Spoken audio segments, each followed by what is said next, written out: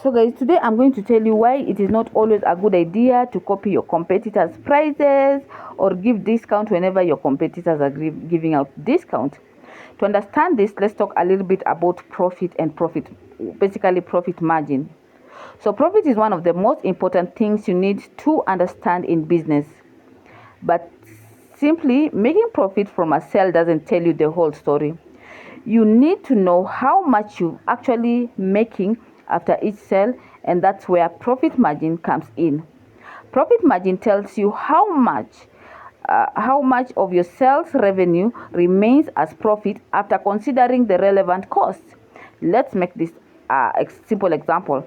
Imagine you buy a product at 600 shillings and sell it at 1,000 shillings. The difference is 400 shillings. That 400 is your gross profit on that product before considering the business expenses. You don't immediately say, I'm making a profit of 400.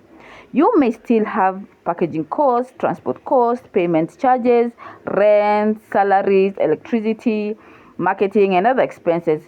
So the amount left after all these expenses can be much smaller. This is why you need to understand the difference between the price you're selling at, the cost of that product, and the actual profit. Now let's talk a little bit more about our profit margin. If you sell that product for 1,000 shillings, your gross profit is 400 shillings. Then basically put it into a percentage is about 40%. You calculate it by making the profit, divide it by your selling price, and then multiply it by 100. So 400 divided by 1,000 multiplied by 100 gives you 40% gross profit of the margin. That percentage is useful because it allows you to understand how much you're actually making or how much you're actually keeping from sales after the different costs of that product. But there's another term that often confuses business owners: markup. Markup and profit margins are not the same. Using the same example, you bought the product for 600 shillings and sold it at 1,000 shillings. Your profit is 400 shillings.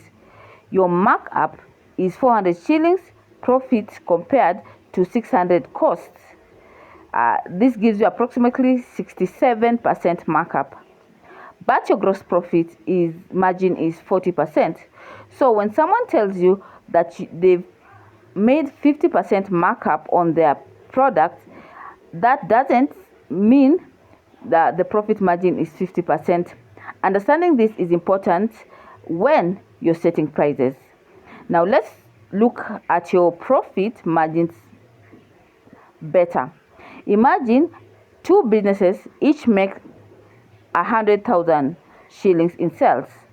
You might think they're performing equally, they're making the same money, but this is not necessarily true. Business A has a gross profit of 40%. Business B has a gross profit margin of 15%. Now, both made 100,000 shillings in sales, but they don't have the same amount available to cover their other expenses or generate profit. This is why sales alone can be misleading. A business can have impressive sales and still make very little money if their margins are too small.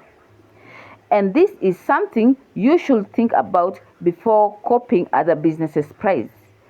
You see another shop selling at 1,000 shillings and you decide to sell it at 1,000 shillings. But what if that business buys the stock at 500 shillings while you buy it at 700 shillings? You will both be selling it at 1,000 shillings, but your margins will be very different. Maybe the business buys in larger quantities and therefore getting better prices from their suppliers. Maybe their rent is lower. Maybe they have cheaper transport. Maybe they've been in business longer than you have been and have better terms with the suppliers.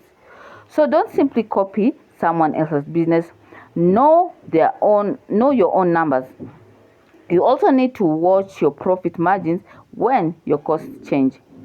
Let's say you are buying a product for 600 shillings and selling it at 1,000 shillings. Then your supplier increases it to 700 shillings. If you continue selling it at 1,000 shillings, your gross profit has dropped by 400 to 300. Basically, your gross profit has dropped from 400 shillings to 300 shillings. Your sales price has changed, but your profit has not remained the same. This can happen very often. Your business can continue making the same number of sales, but you could be earning less money. That's why you need to review your costs regularly. Now let's talk about discounts. Discounts can help attract customers and clear slow-moving stocks, but they can also reduce your profit margin. Imagine you buy something for 600 shillings and normally you sell it at 1,000 shillings. Basically, you make 400 shillings. Then you decide to give a discount. Now the people are buying it at 800 shillings. Now your profit is 200 shillings. You've reduced your selling price to 200 shillings, but you've actually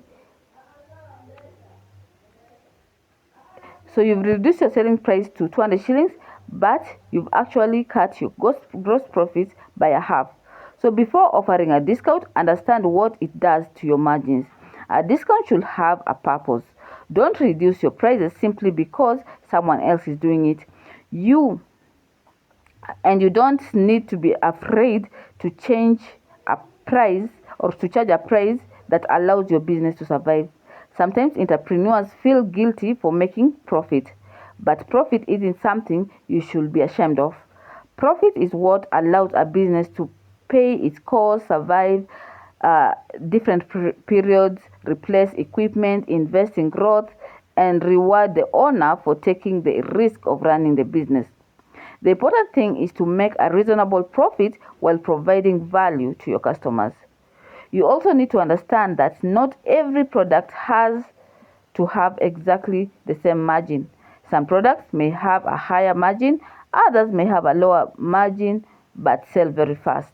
The important thing is to understand the overall picture. Look at what you're selling, how quickly it moves, what it costs you, and what it contributes to your business. And remember what you learned in the previous lessons about break-even. Your profit margin and your break-even point is connected.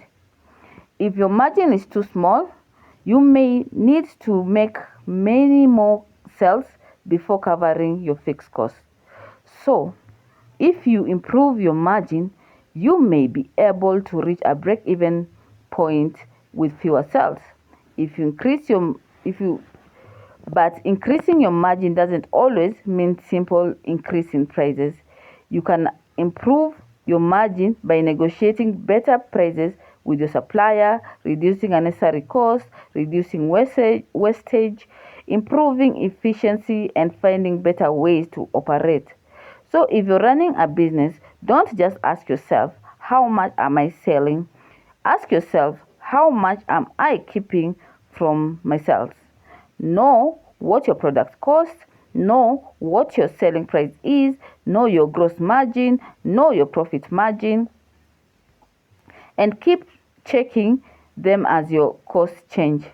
Because a business can be busy, have many customers, and make lots of sales, but there is very little left after the costs.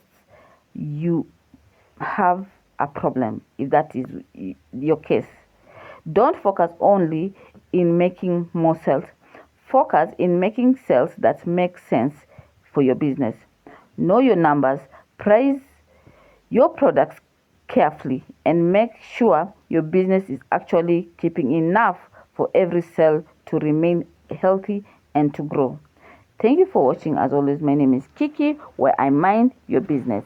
See you on the next lesson.